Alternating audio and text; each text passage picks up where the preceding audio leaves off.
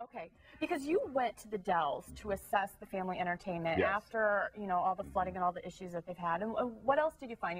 You saw this There is show. a terrific magic theater there called the Rick Wilcox Magic Theater. Rick actually grew up in Brookfield. His mom still lives there. Rick and his wife, Susan, they rehabbed an old theater, 550-seat theater.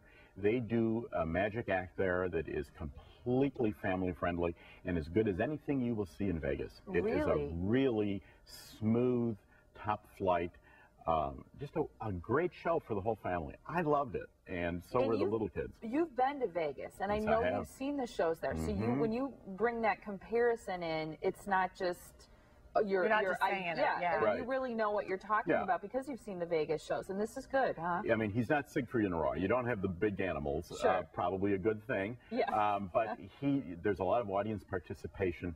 He works wonderfully with kids. He brings kids up on stage. At one point, he says, "I need a 5-year-old," and he got 2 5-year-olds the night I was there. He really works well with the kids. He respects them, but he also gets a lot of humor out of them. It's a comedy show as well as a magic show. Did this act surprise you? Because you kind of, when you're talking about it, you sound a little surprised that you found it like a hidden gem or something. Well, it did. I mean, I'm a theater critic, you know, and so I see Shakespeare and Moliere and David Mamet and things like that. And you don't necessarily think that magic, which we've been seeing all of our lives, would completely enthrall you for 90 minutes or 2 hours. But this show did. And I think it's the ultimate family show because mom and dad, and there were a lot of 3 generations there, grandma and grandpa, mom and dad, and the kids. Neat. And it's great. So we're